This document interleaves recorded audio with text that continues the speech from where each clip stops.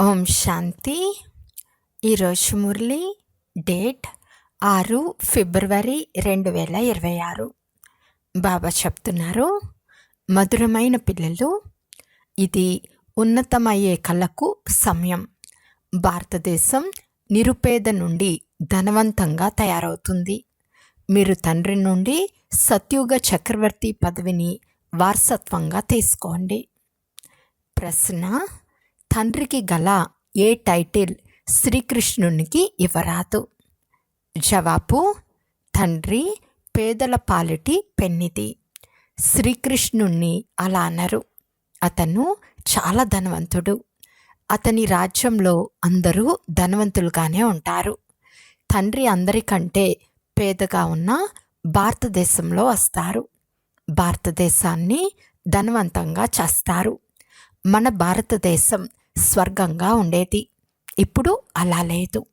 మళ్ళీ ఆ విధంగా తయారవుతుందని మీరంటారు. పేదల పెన్నిది అయిన బాబానే భారతదేశాన్ని స్వర్గంగా తయారు చేస్తారు. పాట చివరికి ఆ రోజు నేటికి రానే వచ్చింది. ఓం శాంతి. మధురాతి మధురమైన ఆత్మిక పిల్లలు పాట విన్నారు. ఆత్మ గుప్తంగా, శరీరం ప్రత్యక్షంగా ఉన్నాయి. ఆత్మను ఈ కన్నుల ద్వారా చూడలేము. నిరాకారంగా ఉంది, కానీ శరీరంతో కప్పబడి ఉంది.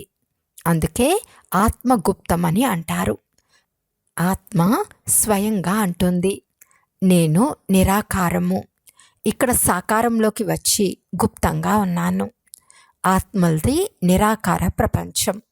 అందులో గుప్తంగా ఉండు విషయమే లేదు. పరంపిత పరమాత్మ కూడా అక్కడే ఉంటారు. వారిని సుప్రీం అని అంటారు.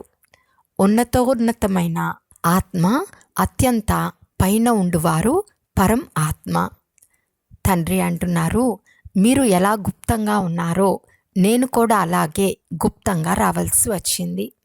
నేను గర్భచైల్లోకి రాను. శివుడు అనేది ఒక్కటే నా పేరు. నేను ఈ శరీరంలో వస్తాను, అయినా నా పేరు మారదు. ఇతని ఆత్మ ఉండే శరీరం పేరు మారిపోతుంది. నన్ను మాత్రం శివుడనే అంటారు. నేను సర్వాత్ములకు తండ్రిని. ఆత్మలైన మీరు ఈ శరీరంలో గుప్తంగా ఉన్నారు. శరీరం ద్వారా కర్మలు ఆచరిస్తారు. నేను కూడా గుప్తంగా ఉన్నాను. కనుక పిల్లలకు ఆత్మ ఈ శరీరంతో కప్పబడి ఉందని, ఆత్మ నిరాకారమని, శరీరం వ్యక్తమైందనే జ్ఞానం ఇప్పుడు లభిస్తుంది. నేను కూడా అశరీరినే. తండ్రి నిరాకారి. ఈ శరీరం ద్వారా వినిపిస్తారు. మీరు కూడా నిరాకారులే. శరీరం ద్వారా వింటారు. బాబా వచ్చారని మీకు తెలుసు. వారు భారతదేశాన్ని మళ్ళీ నిరుపేద నుండి ధనవంతంగా చేస్తారు. మీరు మా భారతదేశమని అంటారు. ప్రతి ఒక్కరూ తమ తమ రాష్ట్రాలను మా గుజరాతు, మా రాజస్థాను అని అంటారు. మాది మాది అన్నందున అందులో మోహం కలుగుతుంది.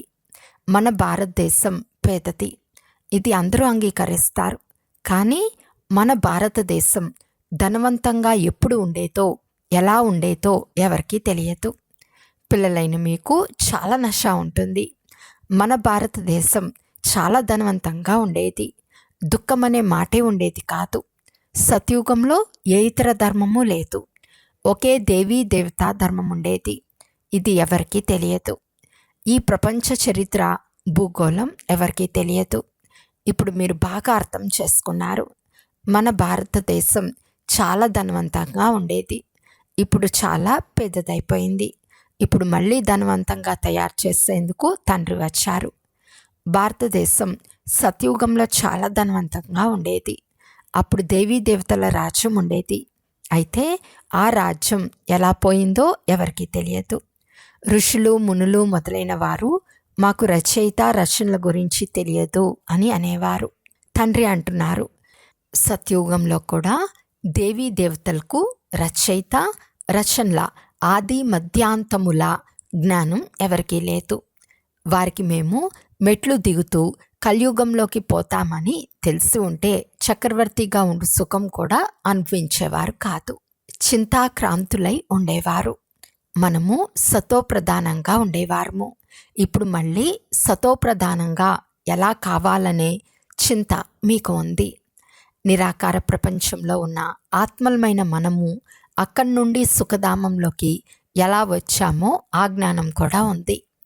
ఇప్పుడు మనం ఉన్నతమయ్యే కళలో ఉన్నాము. ఇది 84 జన్మల నిచ్చెన. డ్రామానుసారం ప్రతి పాత్రధారి నెంబర్ వారుగా తమ తమ సమయాలలో వచ్చి పాత్రను అభినయిస్తారు. పేదల పెన్నిది అని ఎవరిని అంటారో పిల్లలైన మీకు తెలుసు. ఈ ప్రపంచంలోని వారికి తెలియదు. పాటలో కూడా విన్నారు. చివరికి ఆ రోజు ఇప్పుడు వచ్చింది. ఏ రోజు కొరకు దారి వెతుకుతూ ఉండినారో ఆ రోజు. ఇదంతా భక్తి మార్గం. భగవంతుడు ఎప్పుడు వచ్చి భక్తులైన మనల్ని భక్తి మార్గం నుండి సద్గతికి తీసుకెళ్తారో ఇది కూడా అర్థం చేసుకున్నారు. ఈ శరీరంలో బాబా మళ్ళీ ప్రవేశించారు. శివ జయంతిని కూడా జరుపుకుంటారు. అందువలన వారు తప్పక వస్తారు. నేను కృష్ణుని శరీరంలో రాను. తండ్రి అంటున్నారు, కృష్ణుని ఆత్మ 84 జన్మలు తీసుకుంది. అతని అనేక జన్మలలో ఇది అంతిమ జన్మ. మొదటి నెంబర్లో ఎవరు ఉండినారో వారిప్పుడు చివరిలో ఉన్నారు. తతత్వం. నేను ఈ సాధారణ శరీరంలో వస్తాను. నేను ఇందులో వచ్చి మీరు 84 జన్మలు ఎలా తీసుకున్నారో తెలుపుతాను. సిక్కులు కూడా నిరాకారుడైన ఒక్క పరంపిత పరమాత్మయే మా తండ్రి అని అర్థం చేసుకున్నారు. వారు తప్పక మనుషుల నుండి దేవతలుగా చేయవారు. కావున మనం కూడా దేవతలుగా ఎందుకు అవ్వరాదు? ఇంతకుముందు ఎవరు దేవతలుగా అయి ఉన్నారో వారు వెంటనే పట్టుకుంటారు. దేవీ దేవతా ధర్మానికి చెందిన వారమని ఒక్కరు కూడా భావించరు. ఇతర ధర్మాల చరిత్ర కూడా చాలా చిన్నది. కొంతమందిది 500 సంవత్సరాలు, మరికొంతమందిది 1250 సంవత్సరాలు. మీ చరిత్ర 5000 సంవత్సరాలది. దేవతా ధర్మం వారే స్వర్గంలోకి వస్తారు. ఇతర ధర్మాల వారు తర్వాత వస్తారు. దేవతా ధర్మం వారు కూడా ఇప్పుడు ఇతర ధర్మాలలోకి డ్రామానుసారం మార్పు చెంది ఉన్నారు. మళ్ళీ ఇలాగే మార్పు చెందుతారు. మళ్ళీ తమ తమ ధర్మాలలోకి తిరిగి వస్తారు. తండ్రి అర్థం చేయిస్తున్నారు. పిల్లలు, మీరు విశ్వానికి యజమానులుగా ఉండేవారు. బాబా స్వర్గస్థాపన చేయువారు. అందువలన మనం ఎందుకు స్వర్గంలో ఉండము? తండ్రి నుండి మనం తప్పకుండా వారసత్వం తీసుకుంటామని మీరు కూడా భావిస్తారు. దీని ద్వారా వీరు మన ధర్మానికి చెందిన వారని రుజువవుతుంది. అలా కాని వారు రానేరారు. పరాయి ధర్మంలోకి ఎందుకు వెళ్ళాలి అని అంటారు. నూతన ప్రపంచమైన సత్యుగంలో దేవతలకు చాలా సుఖముండేదని, వారికి బంగారు భవనాలు ఉండేవని పిల్లలైన మీకు తెలుసు. సోమనాథ మందిరంలో ఎంత బంగారం ఉండేది? ఇటువంటి ధర్మం ఇంకేదీ ఉండనే ఉండదు. సోమనాథ మందిరం వంటి గొప్ప మందిరం ఇంకేదీ లేదు. చాలా వజ్ర వైడూర్యాలు ఉండేవి. బుద్ధుడు మొదలైన వారికి వజ్ర వైడూర్యాల భవనాలు ఏమీ ఉండవు. మిమ్మల్ని ఇంత ఉన్నతంగా తయారు చేసిన తండ్రికి మీరు ఎంత గౌరవం ఇచ్చారు? గౌరవం ఉంచుతారు కదా. మంచి పని చేసి వెళ్ళారని భావిస్తారు. ఇప్పుడు అన్నిటికంటే మంచి పని పతిత పావనులైన తండ్రే చేసి వెళ్తారని ఇప్పుడు మీకు తెలుసు. అత్యంత ఉత్తమ సేవ అనంతమైన తండ్రి వచ్చి చేస్తారని మీ ఆత్మ అంటుంది. మనల్ని పేదల నుండి ధనవంతులుగా, బికారుల నుండి రాకుమారులుగా తయారు చేస్తారు. ఎవరైతే భారతదేశంను స్వర్గంగా తయారు చేస్తారో వారిని ఇప్పుడు ఎవరు గౌరవించట లేదు. ఏదైతే అత్యంత శ్రేష్టమైన మందిరము అని గాయనం చేయబడిందో దానిని దోచుకొని వెళ్ళిపోయారు. లక్ష్మీనారాయణల మందిరాన్ని ఎప్పుడూ ఎవరూ దోచుకోలేదు. సోమనాథ మందిరాన్ని దోచుకున్నారు. భక్తి మార్గంలో కూడా చాలా ధనవంతులు ఉంటారు. రాజుల్లో కూడా నెంబర్ వారుగా ఉంటారు కదా. ఉన్నత పదవిలో ఉండువారిని చిన్న పదవిలో ఉండువారు గౌరవిస్తారు. సభలో కూడా నంబర్ వార్గా కూర్చుంటారు. బాబాకు అనుభవం ఉంది కదా. ఇక్కడ సభ పతిత రాజులది.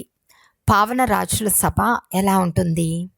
వారి వద్ద ఎంత ధనం ఉంటుందో వారి నివాసం కూడా అంత బాగుంటుంది. తండ్రి మనల్ని చదివిస్తున్నారు అని, స్వర్గస్థాపన చేయిస్తున్నారు అని ఇప్పుడు మీకు తెలుసు. మనం మహారాజా మహారాణులుగా స్వర్గంలో అవుతాము. మళ్ళీ క్రింద పడుతూ పడుతూ భక్తులుగా అవుతాము. అప్పుడు మొట్టమొదట శివబాబాను పూజించి వారి పూజారులుగా అవుతాము. ఎవరైతే స్వర్గానికి అధికారులుగా చేశారో వారిని పూజిస్తాము. వారు మనల్ని చాలా ధనవంతులుగా చేస్తారు. ఇప్పుడు భారతదేశం చాలా నిరుపేదగా ఉంది. 500 రూపాయలకు తీసుకున్న భూమి ఇప్పుడు 5,000 కంటే ఎక్కువైపోయింది. ఇవన్నీ కల్పించిన ధరలు. అక్కడ భూమికి విలువ ఉండదు. ఎవరికి ఎంత కావాలి అంటే అంత తీసుకోవచ్చు. లెక్కలేనంత భూమి ఉంటుంది. మీ భవనాలు మధురమైన మంచినీటి నదీ తీరాలపై ఉంటాయి. మనుషులు చాలా కొద్ది మందే ఉంటారు. ప్రకృతి దాసీగా ఉంటుంది. ఫల పుష్పాదులు చాలా శ్రేష్టమైనవి లభిస్తాయి. ఇప్పుడు ఎంత కష్టపడినా భుజించేందుకు ఆహారం లభించదు. మనుషులు ఆకలి దప్పులతో మరణిస్తారు. కావున పాట వింటూనే మీరు రోమాంచితులు కావాలి.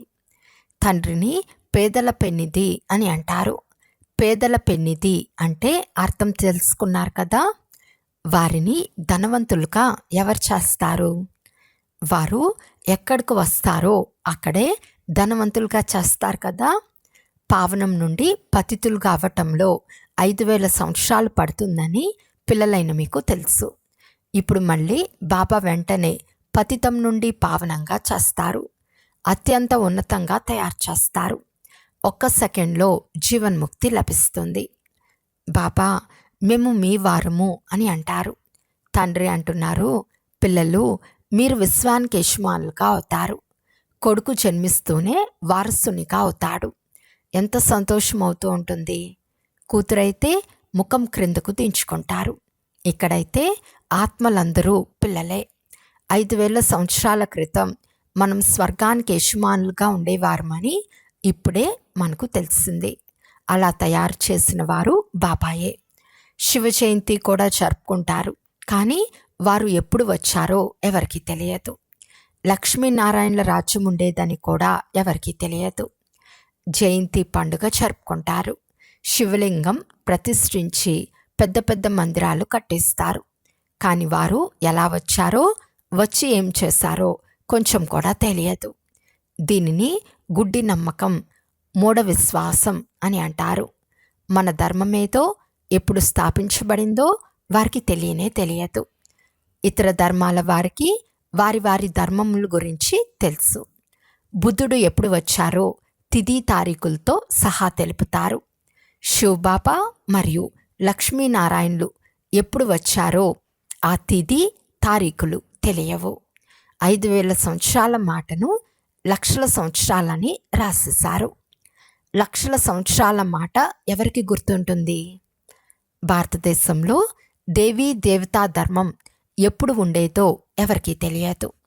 లక్షల సంవత్సరాల లెక్కలో భారతదేశ జనాభా చాలా ఎక్కువగా ఉండాలి. భారతదేశ విస్తారం కూడా అన్నిటికంటే పెద్దదిగా ఉండాలి. లక్షల సంవత్సరాల్లో ఎంతమంది మనుషులు జన్మిస్తారు? మనుషుల జనాభా అసంఖ్యంగా ఉండాలి.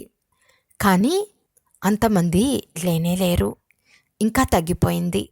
ఈ విషయాలన్నీ తండ్రియే కూర్చుని అర్థం చేయిస్తున్నారు. ఈ విషయాలు మనుషులు వింటే మేము ఈ విషయాలు ఎప్పుడు వినలేదు, ఏ శాస్త్రంలోనూ చదవలేదు అని అంటారు. ఇవి అద్భుతమైన విషయాలు. ఇప్పుడు పిల్లలైన మీ బుద్ధిలో పూర్తి సృష్టి చక్ర జ్ఞానం అంతా ఉంది. ఇప్పుడు ఇతను అనేక జన్మల అంతిమ జన్మలో పతిత ఆత్మగా ఉన్నాడు. సతో ప్రధానంగా ఉన్న ఆత్మనే ఇప్పుడు తమో ప్రధానంగా అయిపోయింది. మళ్ళీ సతో ప్రధానంగా అవ్వాలి. ఇప్పుడు ఆత్మలైన మీకు ఈ శిక్షణ లభిస్తూ ఉంది. ఆత్మ చెవుల ద్వారా వింటుంది, శరీరం ఊగుతూ ఉంటుంది. ఎందుకంటే ఆత్మ వింటుంది కదా. ఆత్మలమైన మనము పూర్తిగా 84 జన్మలు తీసుకుంటాము. 84 జన్మల్లో 84 తల్లిదండ్రులు తప్పకుండా ఉంటారు. ఇది కూడా లెక్కాచారం కదా. మనము 84 జన్మలు తీసుకుంటామని బుద్ధికి తోస్తుంది. తక్కువ జన్మల వారు కూడా ఉంటారు. అందరూ 84 జన్మలు తీసుకోరు. శాస్త్రాల్లో ఏవేవో విషయాలు రాసేసారని తండ్రి కూర్చుని అర్థం చేయిస్తున్నారు. మీకైతే 84 జన్మలు అంటారు, కానీ నాకు లెక్కలేనన్ని జన్మలని అంటారు. కనకనంలో రాయిరప్పల్లో నన్ను తోసేశారు. ఎక్కడ చూసినా నీవే నీవు అని అనేశారు. కృష్ణుడే కృష్ణుడని మధుర బృందావనంలో అంటూ ఉంటారు. కృష్ణుడు సర్వవ్యాపి అని రాధా మార్గం వారు ఎక్కడ చూసినా రాధే రాధ, అంతా రాధమయము, నీవు రాధనే, నేను రాధనే అని అంటారు. ఒక్క తండ్రి మాత్రమే పేదల పెన్నిధి. అందరికంటే ధనవంతంగా ఉండే భారతదేశం ఇప్పుడు అందరికంటే పేదదిగా తయారైంది. అందుకే నేను భారతదేశంలోనే రావాల్సి వచ్చింది. ఇది రచింపబడిన తయారైన డ్రామా. ఇందులో కొంచెం కూడా తేడా రాదు. డ్రామాలో ఏ దృశ్యం షూటింగ్ అయిపోయిందో అది ఉన్నది ఉన్నట్లే రిపీట్ అవుతుంది. ఏ కొంచెం కూడా తేడా రాదు. డ్రామాను గురించి కూడా తెలిసి ఉండాలి. డ్రామా అనగా డ్రామా. అది హద్దు డ్రామా, ఇది బేహద్దు డ్రామా. ఈ అనంతమైన డ్రామా ఆది మధ్యాంతాలు ఎవరికి తెలియవు. నిరాకార భగవంతుని మాత్రమే పేదల పెన్నిధి అని అంటారు, కృష్ణుని కాదు. కృష్ణుడు సత్యుక రాకుమారుడు, అత్యంత ధనవంతుడు. భగవంతునికి తన సొంత శరీరం లేనేలేదు. వారు వచ్చి పిల్లలైన మిమ్మల్ని ధనవంతులుగా తయారు చేస్తారు. మీకు రాజయోగ శిక్షణను ఇస్తారు. చదువు ద్వారా బ్యారిస్టర్ మొదలైన వారిగా తయారైన సంపాదన చేస్తారు. తండ్రి కూడా మిమ్మల్ని ఇప్పుడు చదివిస్తున్నారు. మీరు భవిష్యత్తులో నరు నుండి నారాయణునిగా అవుతారు. మీరు జన్మిస్తారు కదా, అంతేకాని స్వర్గం సముద్రంలో నుండి బయటకు వస్తుందని కాదు. కృష్ణుడు కూడా జన్మించాడు కదా, ఆ సమయంలో కంసపురం మొదలైనవి లేనేలేవు. కృష్ణునికి ఎంతో గొప్ప మహిమ గాయనం చేస్తారు, కానీ అతని తండ్రికి మహిమే లేదు. అతని తండ్రి ఎక్కడ ఉన్నారు? కృష్ణుడు తప్పకుండా ఒక తండ్రికి కుమారునిగా ఉంటాడు కదా. కృష్ణుడు జన్మించినప్పుడు కొంతమంది పతితులు కూడా ఉంటారు. పతితులు పూర్తిగా సమాప్తమైన పిదప అతను సింహాసనంపై కూర్చుంటాడు. రాజ్యాధికారాన్ని తీసుకుంటారు. అప్పటి నుండి అతని శకం ప్రారంభమవుతుంది. లక్ష్మీనారాయణులతోనే నూతన సంవత్సరం ప్రారంభమవుతుంది. మీరు పూర్తి లెక్కాచారాన్ని రాస్తారు. వారి రాజ్యం ఇంత సమయం, ఆ తర్వాత వారిది ఇంత సమయం అని రాస్తారు. ఇలా రాసినందున కల్పమాయువు ఇంత పెద్దదిగా లేదని మనుషులు అర్థం చేసుకుంటారు. కల్పమంతా కలిసి 5000 సంవత్సరాలు పిల్లలైన మీ బుద్ధిలోకి వస్తుంది కదా. మీరు నిన్నటి వరకు స్వర్గానికి యజమానులుగా ఉండేవారు. అలా తయారు చేసిన వారు తండ్రియే. అందుకే మనం వారి శివ జయంతిని జరుపుకుంటున్నాము. మీకు అందరి గురించి తెలుసు. యేసుక్రీస్తు, గురునానక్ మొదలైన వారు ఎప్పుడు వస్తారో మీకు జ్ఞానం ఉంది. ప్రపంచ చరిత్ర, భూగోళం ఉన్నది ఉన్నట్లు రిపీట్ అవుతాయి. ఈ చదువు ఎంతో సులువైనది. స్వర్గం గురించి మీకు తెలుసు. తప్పకుండా భారతదేశం స్వర్గంగా ఉండేది. ఇది అవినాశి ఖండం. భారతదేశానికి ఉన్న మహిమ ఎవరికీ లేదు. అందరినీ పతితుల నుండి పావనంగా తయారు చేయవారు ఒక్క తండ్రి మాత్రమే. అచ్చా, మధురాతి మధురమైన అపురూపమైన పిల్లలకు మాతాపిత బాప్తాతాల ప్రియ స్మృతులు మరియు గుడ్ మార్నింగ్. ఆత్మిక పిల్లలకు ఆత్మిక తండ్రి నమస్తే. ఆత్మిక తండ్రికి ఆత్మిక పిల్లల యొక్క ప్రియ స్మృతులు మరియు నమస్తే నమస్తే నమస్తే. ధారణ కొరకు ముఖ్య సారము. ఫస్ట్ పాయింట్, డ్రామా ఆది మధ్యాంతాల జ్ఞానాన్ని బుద్ధిలో ఉంచుకుని అన్ని చింతలను వదిలేయాలి. సతో ప్రధానంగా అవ్వాలని ఒకే ఒక్క చింత ఉంచుకోవాలి. సెకండ్ పాయింట్, పేదల పెన్నిధి. బాబా పేద భారతదేశాన్ని ధనవంతంగా చేసేందుకు వచ్చారు. వారికి పూర్తిగా సహాయకారులు కావాలి. మీ నూతన ప్రపంచాన్ని స్మృతి చేస్తూ సదా సంతోషంగా ఉండాలి. ఈరోజు వరదానము: హృదయంలో సదా ఒక్క రామున్నే నిలుపుకొని సత్యమైన సేవ చేసే మాయాజీత్ విజయీ భవ. హనుమంతుని విశేషత సదా సేవాదారిగా మహావీరునిగా చూపిస్తారు. అందుకే అతను స్వయం కాలిపోలేదు, కానీ తోక ద్వారా లంకను కాల్చేశాడని చూపిస్తారు. ఇక్కడ కూడా ఎవరైతే సదా సేవాదారులుగా ఉంటారో వారే మాయ యొక్క అధికారాన్ని సమాప్తం చేయగలరు. ఎవరైతే సేవాదారులు కారో వారు మాయ యొక్క రాజ్యాన్ని కాల్చలేరు. హనుమంతుని హృదయంలో సదా ఒక్క రాముడే నివసించేవాడు కనుక తండ్రి తప్ప వేరే ఎవరు హృదయంలో ఉండరాదు. మీ దేహం యొక్క స్మృతి కూడా ఉండరాదు. అప్పుడు మాయాజీత్ విజయులుగా అవుతారు. స్లోగన్: ఎలాగైతే ఆత్మ మరియు శరీరం కంబైన్డ్గా ఉన్నాయో అలా మీరు తండ్రితో కంబైన్డ్గా ఉండండి. అవ్యక్త సూచన: ఏకత మరియు విశ్వాసం యొక్క విశేషత ద్వారా సఫలతా సంపన్నంగా అవ్వండి. సంఘటనలో ప్రతి ఒక్కరి విశేషతను చూడాలి, విశేషతలే గ్రహించాలి మరియు బలహీనతలను నిర్మూలించే ప్రయత్నం చేయాలి. ఏకత యొక్క సంఘటనను శక్తిశాలిగా చేసే విధి ఇదే. ఎలాగైతే మీ అందరి లేవటం, మాట్లాడటం, నడవటం ఒకే విధంగా ఉందో, లేక అందరి మాటలు ఒకే విధంగా ఉన్నాయో, ఒకే గతి, ఒకే రీతి, ఒకే నీతి ఉందో, అలా సంస్కారం కూడా సమానంగా కనిపించాలి. భిన్నత్వం ఉన్న పరస్పరంలో విశ్వాసం ఉంచి అందరి విచారాలకు గౌరవం ఇవ్వండి. ఇదే ఏకతకు ఆధారం. అచ్చా, ఓం శాంతి.